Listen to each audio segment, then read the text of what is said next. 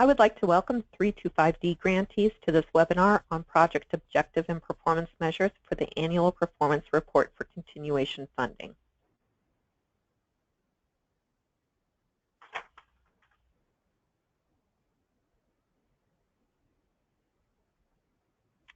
What is the annual performance report, sometimes referred to as the APR, continuation report, or 524B? It provides an annual report of your performance on meeting the approved objectives of the project and financial management of federal funds. It is required for all active grants, including those in no-cost extensions. It is used by OSEP to determine if substantial progress has been made in order to grant continued funding or a no-cost extension. So it is very important that we see change or progress noted in your APR, and that kind of change can be reflected in meeting the targets that you have set for the quantitative measures or in the qualitative write-ups over time. What do we want to accomplish as a result of this webinar? First is to recognize strong project objectives that can be associated with high-quality performance measures. Also to assist grantees in developing relevant, measurable, outcome-oriented performance measures related to your objectives that maximize the potential for meaningful data. So why are high-quality objectives and measures important? It makes it easier for you to measure your progress for project management. It allows you to report progress easily and quantitatively. It is to help you establish targets, both short-term, annual, and long-term. Allows OSEP staff to gather evidence of program effectiveness both for the 325D program and the personal preparation program. However, I want you to think about other ways you can use this data and how it can be valuable to you. For instance, can this data be used to leverage the position of your program within your department or within the institution?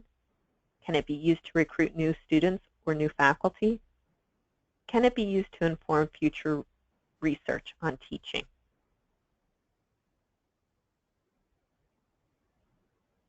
This is a figure that shows the relationship between our program goal for personnel development and how it is related to your project objectives and performance measures.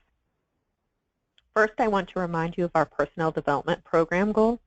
It is to help address state-identified need for highly qualified personnel to work with infants, toddlers, and children with disabilities, and also to ensure that those personnel have the necessary skills and knowledge derived from practices that have been determined through scientifically based research and experience to be successful in serving those children. Relatedly, you have project measures, and they should be in support of the overall program goal, and they are typically found in your application. We're going to spend a little more time on project objectives, and then we're going to move to project performance measures. Your performance measures are to help you measure your progress toward meeting your project objectives. Good objectives facilitate all aspects of program implementation and evaluation. We are going to be talking about project objectives first, which state what are you trying to accomplish. We do have a preferred format for objectives. The preferred format for writing your objective is to begin with a verb and then define the desired outcome or condition. Other formats are allowed, but we are trying to move to this type of format to improve consistency and brevity of project objectives.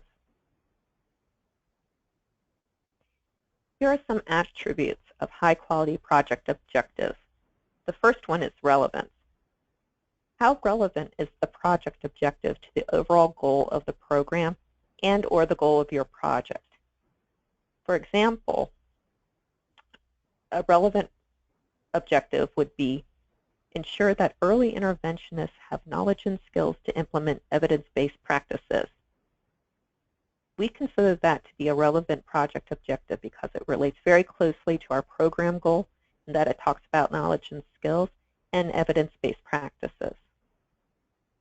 Next, there is applicability regarding quality of project objectives. Here we want to consider how relevant is the project objective to the specific activities that are being conducted through your project. For example, an objective to increase knowledge of parents' rights under IDEA may not be appropriate to the project proposed.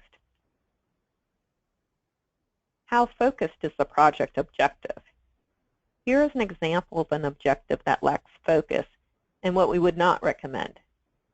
Recruit and retain special educators and provide them with a high-quality program to ensure they are highly qualified to provide culturally competent, evidence-based services to students with disabilities and their families, and that they remain in the field at least 3 years. So we consider that objective not to be focused. Another example is produce a pamphlet on the program. This objective has too much focus, and your objective should be written where you would have more than one measure under the objective. The fourth attribute is measurability. Are there concepts in the project objectives that lend themselves to measurement? If so, is measurement feasible? Here's an example of an objective that may be difficult to measure. Build a professional collaborative culture. This may be difficult to measure quantitatively, so in choosing your objectives, make sure that they can be measured.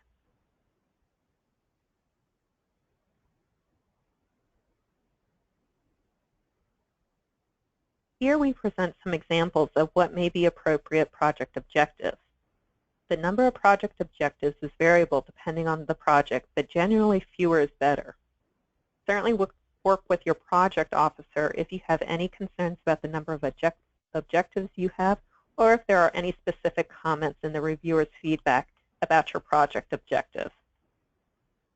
In general, stick with objectives that are closely aligned to the program goal discussed earlier for personnel development, and not objectives having to deal with project infrastructure issues, such as things dealing with evaluating the project, developing syllabi, working with an advisory board, etc. These are all things important to your management plan and are important to the project, but do not rise to the level of being a project objective.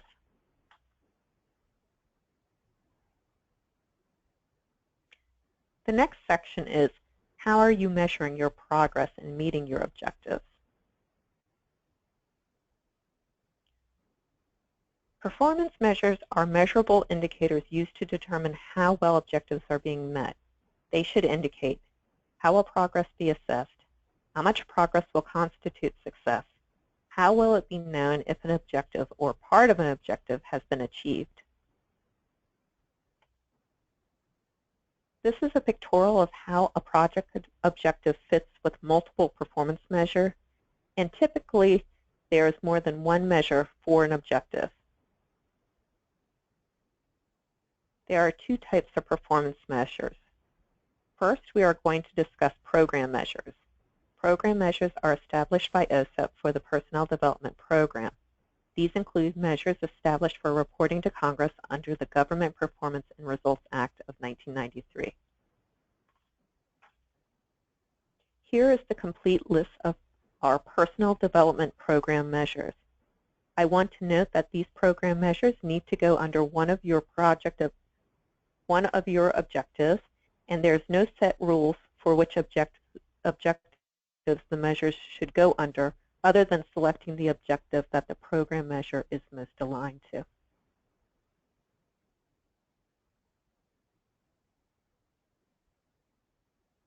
These are additional measures being collected by OSEP. These measures should be treated the same as the program measures and should go under an objective the measure is most aligned to. These measures are in the process of being piloted and therefore are not final, and that is why they are called pilot program measures. Please note that 325D grantees do not need to report on pilot program measure 1.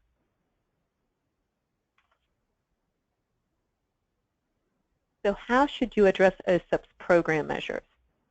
Grantees should propose a project performance measure that addresses each program performance measure reported for the 325D program. The focus of the project measure should be clearly aligned with the program measure.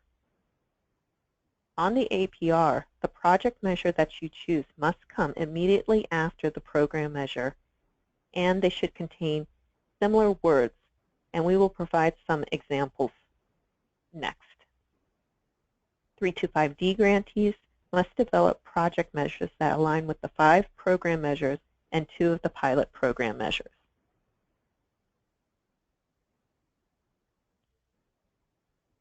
On this slide is Program Measure 1, the percentage of preparation programs that incorporate scientifically or evidence-based practices into their curricula.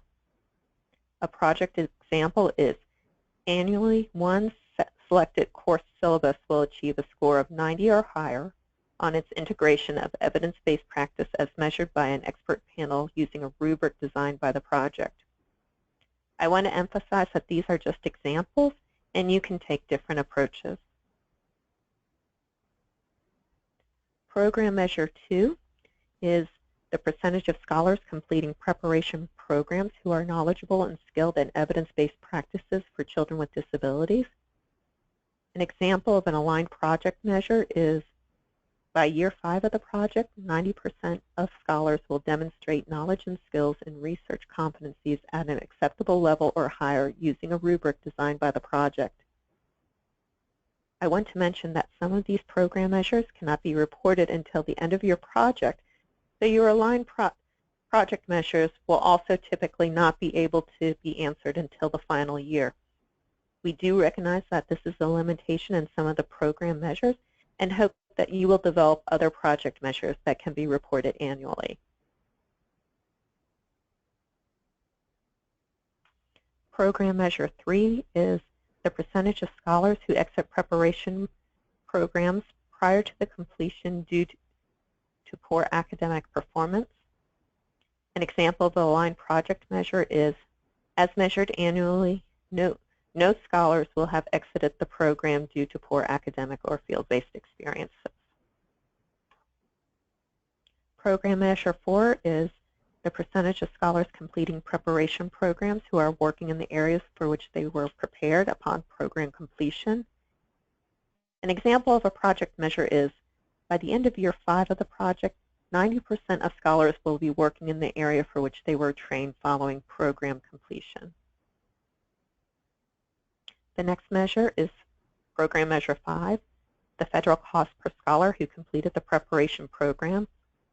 An aligned project measure is the federal cost is measured at the end of the project by dividing the total grant award by the number of scholars who completed the program.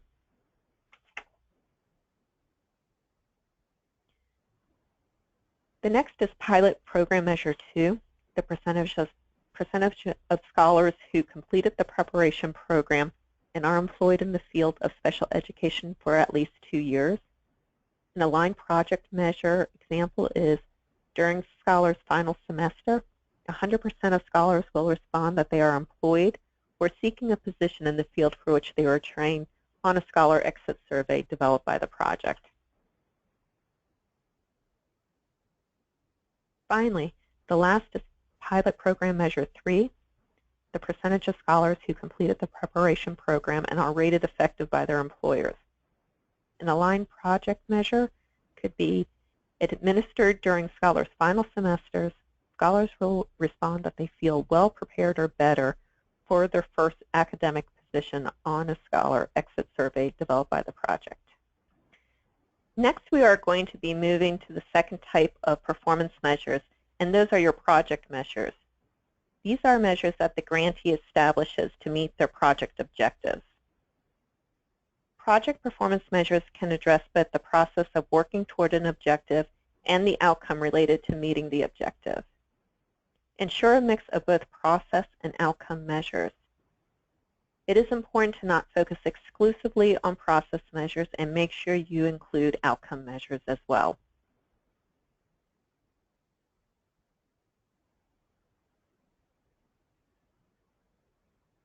So how do you decide that you have written a good project performance measure?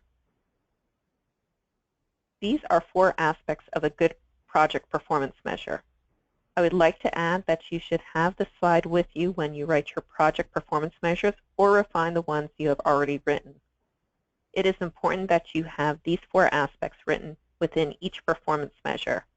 And that is, what will change, how much change you expect, who will achieve the change, and when the change will take place. Remember, the change indicates progress, and that is what your project officer needs to see.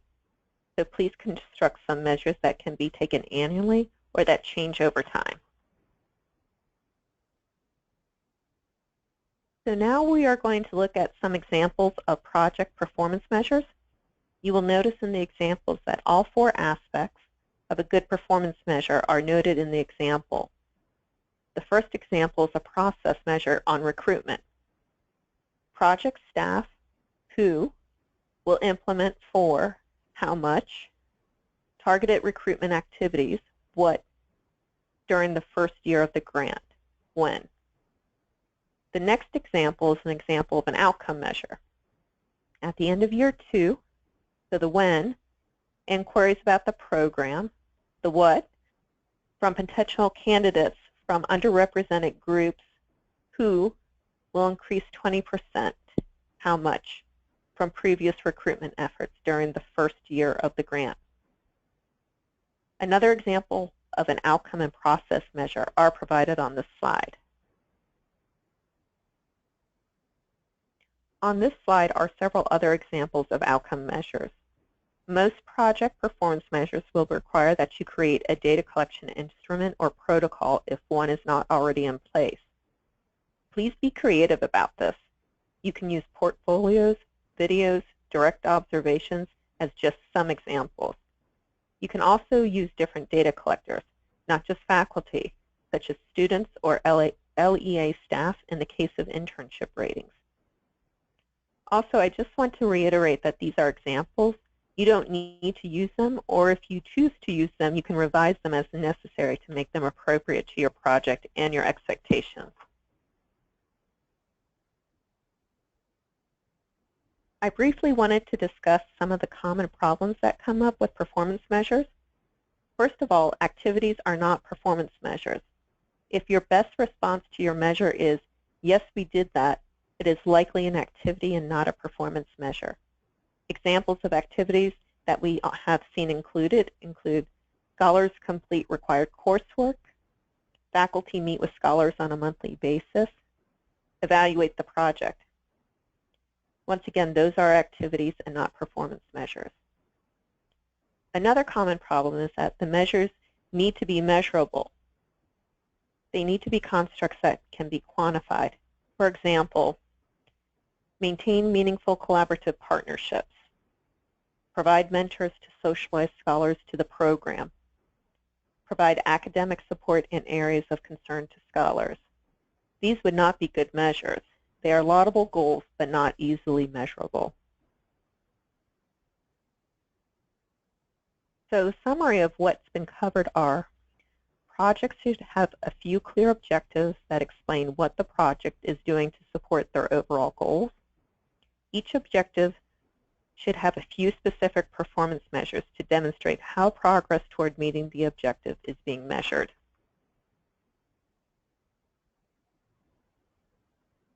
Would you like additional information on writing performance measures? Further information is available on the OSEP Ideals.org website. There is a recorded webinar on developing performance measures and logic models. There are additional products to assist you, such as an APR example, which includes examples of project measures. There is also a resource on completing the cover sheet and a blank template for Section A for creating a draft or record of your project measures.